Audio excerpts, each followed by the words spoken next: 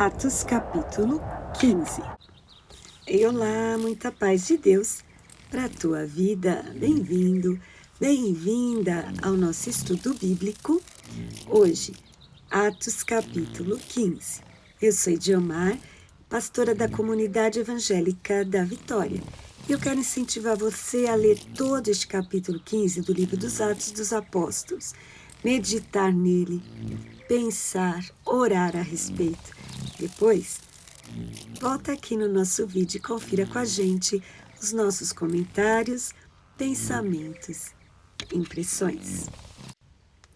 Queridos, o Evangelho do Senhor Jesus é o Evangelho da graça.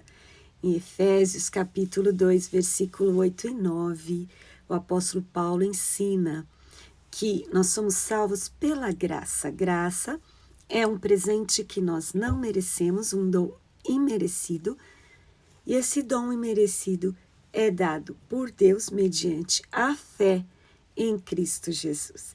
É só pela graça que nós somos salvos.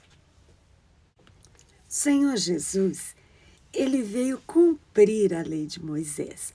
E ele mesmo,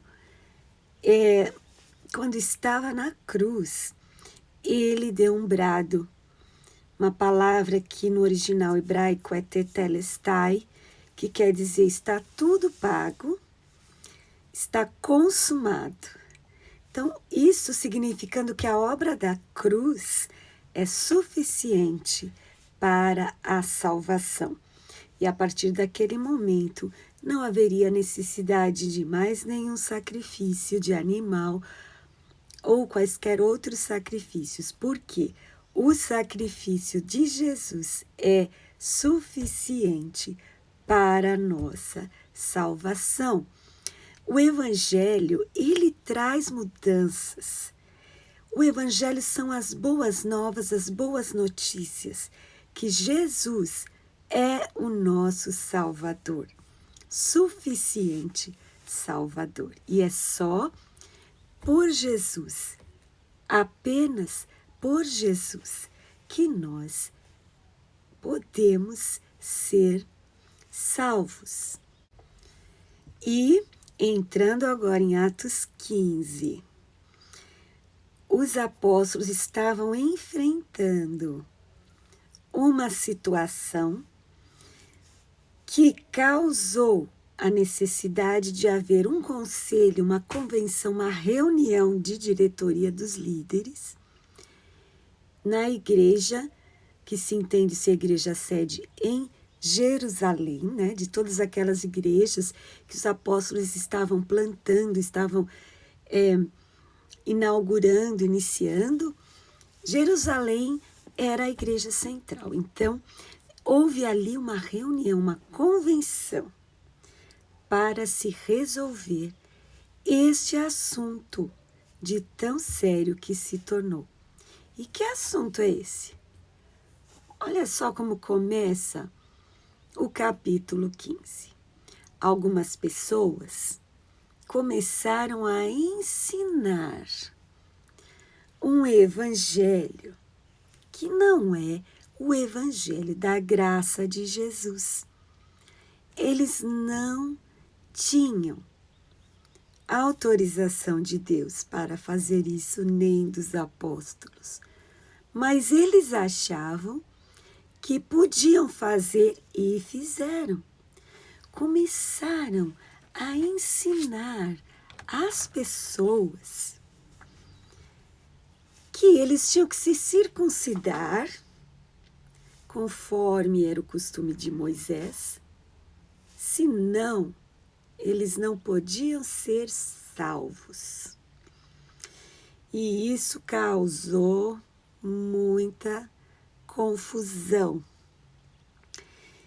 E Paulo, né, o apóstolo, Barnabé, também apóstolo, teve que repreender essas pessoas, reeducar os seus discípulos e tirar todo este ensinamento errado da interpretação da doutrina bíblica.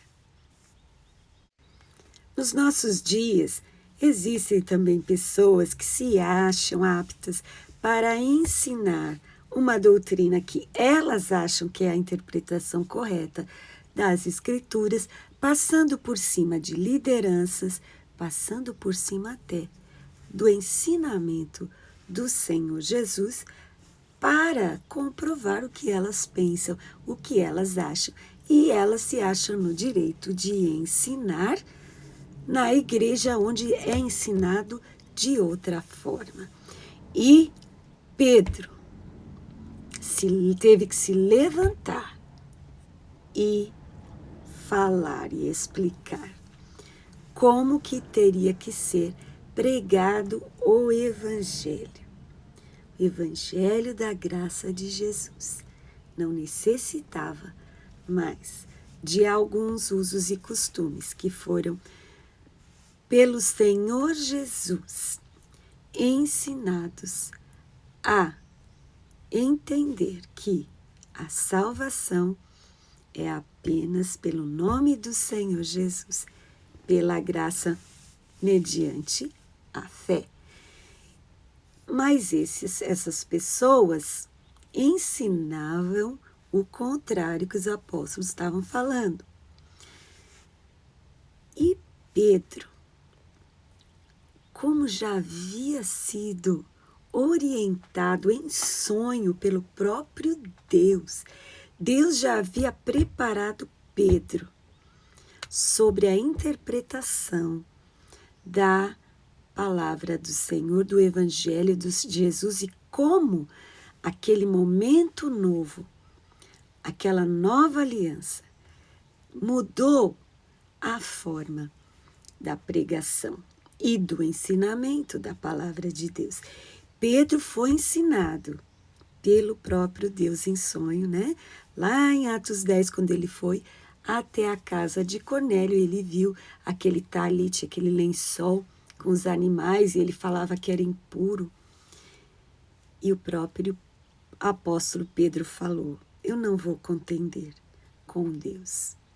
Então o apóstolo Pedro era ensinável. Próprio Paulo era judeu, ele era da seita dos fariseus, e ele compreendeu muito bem como o evangelho teria que ser pregado. Então, naquele momento, naquela reunião, naquela conferência, né, naquele conselho de líderes em Jerusalém, foi escrita uma carta, e nessa carta dava as instruções, como teria que ser pregado o evangelho. E as pessoas, quando receberam aquelas cartas, na igreja de Antioquia, na Cilícia, na Síria, esses locais, né, onde o apóstolo Paulo e Barnabé haviam pregado e ensinado, então eles receberam essa carta como se fosse aquela ata, né, que a gente faz na igreja, nas reuniões, as decisões, que é assinada pelos líderes, depois, muitas vezes, lida para a igreja. Então, essa carta era uma carta oficial do que havia sido decidido pela liderança em Jerusalém. Como eu falei, é muito lindo que o Senhor Deus já havia instruído o apóstolo Pedro sobre esta questão das leis e da pregação da palavra para os outros povos que não fossem os judeus, que são chamados na palavra de Deus de gentios. Então, no versículo 11 de Atos 15 está escrito: cremos que seremos salvos pela graça do Senhor Jesus Cristo, como eles também. Então, tanto os judeus como os gentios. Então, o apóstolo Tiago tomou a palavra. Quem diga que Tiago esse Tiago, irmão de Jesus, né, que depois que o Senhor Jesus morreu, foi que ele se converteu e se tornou um dos líderes da igreja em Jerusalém. Então, a gente vê pelo texto que ele fala mesmo como líder, com respeito de líder. Naturalmente, acredita-se que por ele ser irmão de Jesus, né? Um dos irmãos. E ele, então, citou a profecia de Amós, capítulo 9, e falou que já estava profetizado pelo Senhor Deus, o evangelho alcançaria também os não-judeus, os gentios. Para eles isso era um assunto de discussão e de briga, mas Tiago, Paulo, Barnabé, Pedro, todos estavam em unidade, todos compreenderam que ali começava uma nova aliança, um novo testamento.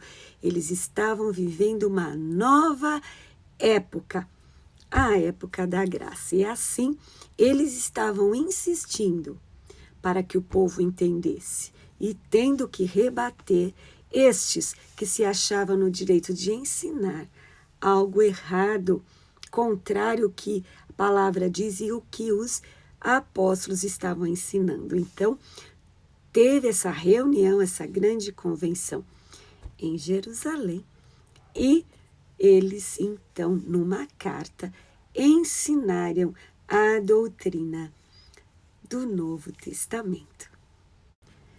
O versículo 23, então, conta o conteúdo dessa carta. O que eles escreveram nessa carta, né? Eles escreveram o seguinte: os apóstolos, os anciãos e os irmãos, né? Aos irmãos entre os gentios que estão em Antioquia, Síria e Cilícia, saudações ou saúde. Então, eles contam, né, que eles ouviram, eles ficaram sabendo que haviam pessoas que estavam perturbando os gentios que estavam se convertendo a Jesus, com palavras, colocando julgo e doutrinas, interpretação errada, colocando regras que, na verdade, eles não tinham que seguir. Então, eles disseram que existem 4 coisas principais, né? Eles são salvos pela graça e eles pediram para eles ficarem longe do sacrifício dos ídolos. Irmãos, a idolatria, de forma nenhuma, pode fazer parte da nova vida em Cristo Jesus. Uma vez que a gente aceita o Senhor Jesus, crê no Senhor Jesus, a gente precisa ficar longe de todo tipo de idolatria. O nosso único e verdadeiro Deus é um só, nosso Deus, Criador dos céus e da terra. Então, não é quem aceita Jesus vai colocar mais um na sua lista de deuses, não. A pessoa rasga a lista se ela tem adoração a um ídolo, a um outro Deus, a uma imagem, ela tem que se abandonar tudo isso. E aqui diz, eles instruíam o povo, fica longe, não pratique a idolatria. E outra coisa que estava nessa carta é que ficar longe de sacrifício de sangue, carne sufocada, que é uma tortura aos animais, e para ficar com sangue, né, dentro, mata o animal sufocado. Então, para não fazer isso e ficar longe da imoralidade sexual, pornografia, prostituição, adultério, fornicação. Essas coisas não podem fazer parte de quem é nascido de novo, né? A imoralidade sexual, pedofilia, homossexualismo, essas coisas que a palavra de Deus diz que a gente não pode praticar. E os apóstolos escreveram nesta carta para as igrejas de Antioquia, Cilícia e Síria, né, aqueles irmãos que estavam recebendo uma doutrina errada. Então, ele diz no versículo 29 que quem está na nova vida em Jesus não pode praticar estas coisas. O versículo 31 conta para nós que quando os gentios receberam e leram essa carta com essa exortação, isso foi motivo de alegria. Eu quero perguntar para você, você é ensinável? Você sabe discernir quando alguém está falando da mente humana ou da parte do Espírito Santo de Deus? Uma das coisas importantes quando a gente lê a palavra de Deus é orar e pedir para Deus nos dar o entendimento correto da interpretação da Sagrada Escritura. Você vê que o apóstolo Pedro mesmo, antes de receber a revelação de Deus, ele tinha um pensamento errado sobre a interpretação da palavra. E os apóstolos aqui teriam que ensinar novamente as pessoas que eles já tinham ensinado, por causa daqueles judeus que começaram a ensinar errado. Então, para que não haja confusão na nossa mente, na nossa vida, a gente precisa estar em comunhão com Deus em oração e pedir a Deus o discernimento da interpretação correta das Escrituras Sagradas. Os apóstolos estavam empenhados em que as pessoas tivessem o entendimento correto da palavra de Deus e não fossem enganados, né? E também aqui fala, versículo 32, que Judas e Silas, que também eram profetas, exortavam, confirmavam os irmãos com muitas palavras, empenhados em que os irmãos realmente ficassem com o ensinamento correto, com a palavra de Deus interpretada corretamente, sem engano, sem viver debaixo de um jugo, sem viver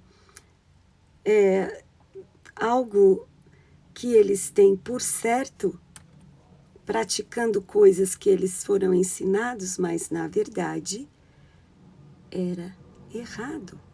Então Judas e Silas, também cooperando ali, ensinavam e confirmavam que a salvação é pela graça e não havia mais a necessidade de alguns rituais que eles achavam que precisava para ser salvo. Não, a graça do Senhor Jesus é suficiente. Paulo e Barnabé ficaram em Antioquia, pregando, evangelizando, ensinando ali aqueles irmãos.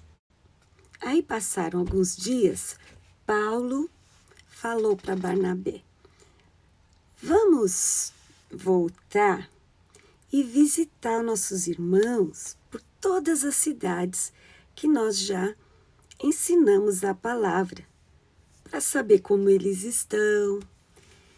Então, aí começou uma outra situação. Paulo era, antes de se entregar ao Senhor Jesus, soldado romano, né? E você sabe, um soldado, ele muitas vezes tem uma disciplina rígida, e o apóstolo Paulo era desse tipo, de ir para resolver, de ir para fazer a obra. Era destemido guerreiro, e muito mais agora, servindo ao general supremo, o Senhor Jesus, ele se demonstrava muito exigente. Então, Barnabé deu a ideia: vamos levar João Marcos? E Paulo não gostou dessa ideia. Por quê? Porque o João Marcos, ele tinha, lá na Panfilha, desistido da missão, da viagem missionária. E voltou, foi embora. Barnabé é conhecido como uma pessoa gentil, né? Nós já falamos de Barnabé aqui, generoso. Além disso, João Marcos era primo de Barnabé. Isso você vai ver em Colossenses 4:10. Então, uma coisa de família. Barnabé queria levar o João Marcos, que é primo dele. Mas Paulo não queria, porque o João Marcos tinha, na visão de Paulo, desertado a missão, então não qualificava. Supostamente, ele ia, de novo, dar vacilo, né? Como o pessoal fala, vacilar. Só que Barnabé queria levar o João Marcos, primo dele. João Marcos, ele era discípulo de Pedro. Acredita-se que ele quem escreveu o Evangelho de Marcos, né?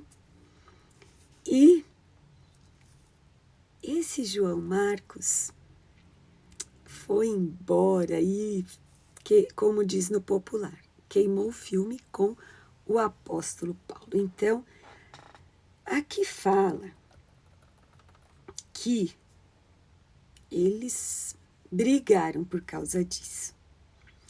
Não vou entrar na questão quem está certo, quem está errado. Muita gente justifica a briga de líderes falando, o apóstolo Paulo também brigou com Barnabé, se desentendeu. Mas a gente tem que saber uma coisa. A gente não viu aqui no texto que eles oraram para ver se era para chamar o João Marcos ou não, que eles buscaram a Deus sobre a decisão mais correta, quem deveria ir com o apóstolo Paulo. Aqui não conta esses detalhes. Aqui esse texto diz que eles não entraram no acordo. E aqui fala, né, que no versículo 39, que eles brigaram de verdade. E como eu disse, ninguém pode usar esse texto para justificar a briga de quem quer que seja. No futuro, você vai ver numa carta a Timóteo que o apóstolo Paulo manda chamar João Marcos. Então, eu não sei se o apóstolo Paulo, que mais para frente mudou de opinião, ou se João Marcos teve uma maturidade, um desenvolvimento tão grande a ponto do apóstolo Paulo, então, dar uma outra chance para ele. Barnabé já queria dar a chance para João Marcos nesse dia aí do Atos 15, mas não deu certo. E aí, Barnabé não foi com Paulo, ficou com João Marcos, e ele levou, então, para Chipre. Barnabé e João Marcos foram para Chipre, e Paulo escolheu Silas e foi fazer o que ele ia fazer, né? Passar nas igrejas, reforçando a fé de cada um, o ensino verdadeiro da palavra de Deus, o evangelismo, para ver como os irmãos estavam, para fortalecer a fé daquelas igrejas que eles estavam plantando ali, inaugurando, e que eles queriam que fossem igrejas saudáveis, com uma doutrina correta. Então, Paulo e Silas, então, foram fazer este trabalho que, a princípio, Paulo tinha sugerido para que Barnabé fosse com ele, né? Mas, nesse caso, então, aconteceu isso, essa divisão. Mas isto, como eu já falei, a gente tem que saber quando que a gente vai enfrentar, mesmo entre os líderes, vai haver diferenças de opiniões. Nem sempre as pessoas vão concordar. Como a gente já viu, Paulo já era do tipo mais rígido, né? Aquela pessoa que vai para resolver, ele não tinha paciência com as pessoas menos competentes. Eu não sei se é o caso de João Marcos, mas ele ficou com essa ideia de João Marcos, porque a gente também não sabe por que o João Marcos largou a viagem no meio, a missão, e voltou. Mas o que a gente sabe é que o Paulo não gostou. Então, Barnabé já era uma pessoa de dar chance, de ser mais calmo, né? E mais paciente. Além do que, ele estava favorecendo o seu familiar.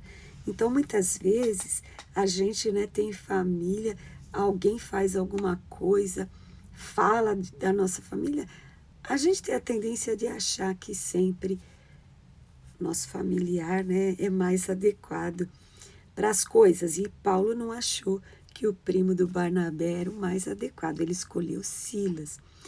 Então, quando a gente deparar com essas situações de divergência de opiniões, né, diferença de opiniões, de a gente ficar chateado e chegar até a discutir, ou a gente vê outras pessoas discutindo, né? A gente tem que entender que haverá sempre diferenças de opiniões. A gente tem que repensar a nossa atitude sempre, né? Será que eu estou correta no meu entendimento? E também a gente precisa orar e agir pelo Espírito de Deus, manifestar o fruto do Espírito Santo. Mais uma vez eu vou falar, não estou dizendo que Barnabé estava certo, ou Paulo estava certo, ou Barnabé estava errado, ou João Marcos, porque a gente nem tem esses elementos todos para alguma conclusão, a gente não sabe os porquês, as coisas que aconteceram, mas o que a gente sabe é que o apóstolo Paulo queria fazer a obra de Deus dar certo. Então ele falou, a pessoa que desiste, como que eu vou levar esse daí?